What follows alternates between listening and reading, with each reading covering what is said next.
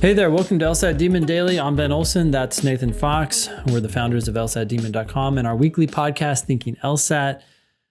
We have an email from Anonymous here about a VA appeal. I'm a retired veteran using a VA job program called VR&E, previously known as Voc Rehab. I'm using this program because it's supposed to help veterans overcome disabilities while in the job search. If required, this job program will pay for education 4 years plus a 1-year extension. I want to give some insight into the VA and this program. This information may help prepare other vets for the challenges they may face while navigating the program. On LSAT Demon Daily, episode 388, someone inquired if they could share their GI Bill with a family member. This is true, and if a vet is eligible for the VR&E program, they can use the job program to pay for school. However, the timeline is tight and you must constantly appeal decisions. I'm in the middle of a VA appeal involving my erroneously closed case, ADA issues, and a denied request for tutoring. And I assume that means one-on-one tutoring. This program enforces a tight timeline, so I tested well before I was ready. That's a bummer. You know, they're like forcing people into LSATs before they're ready. You know, they need to know that that's actually bad for their own people. The schools I've received acceptance to are regional schools, which I'm okay with attending. The problem is I've been requesting the VA to pay for tutoring from LSAT Demon since May, and they have recently denied my request. The reason is that they don't think I'm deficient at the test because I have been accepted into law schools. I will appeal this decision because of the flawed logic in the denial. I will also attempt to re-explain the LSAT scores correlation to first-year grades and the first-year grades correlation to jobs. I'm all ears if you guys have any other suggestions or data. The appeal will not reach completion until after my test in February. I'm going to attach screenshots of the actual denial. Please keep me anonymous. Feel free to inform other veterans, as eventually this will turn into writing my congressman or senator, especially when the tutoring helps me achieve a higher score. Wow. So Anonymous is like, boy, doing battle with the VA. That's a serious opponent. Very well resourced opponent. Yeah. So this is from the appeal. It is extremely lawyerly looking.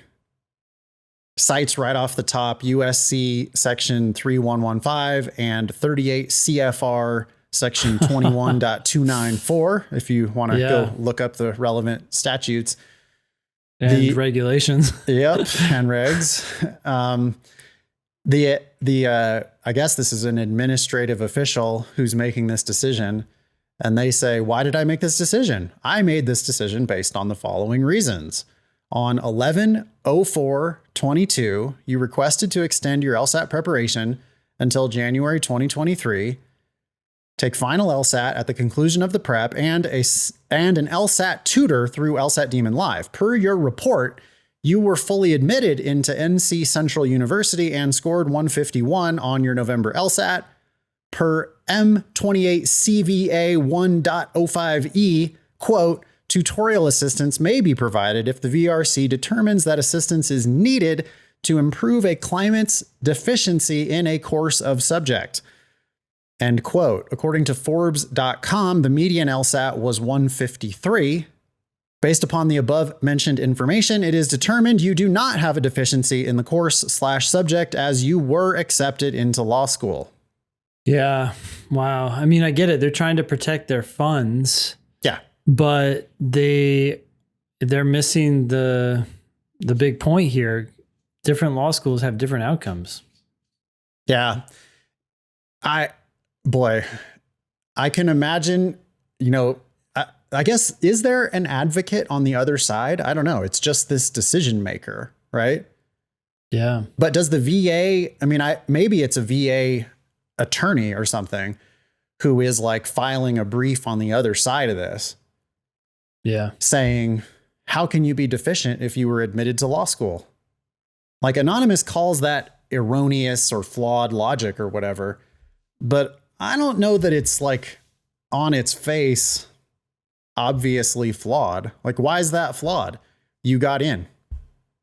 Like, I'm not actually making the case. I'm just saying from their perspective, the case that they're going to make is this program is designed to rehabilitate people who can't achieve the goals that they want to achieve. You already achieved the goal that you say you want to achieve.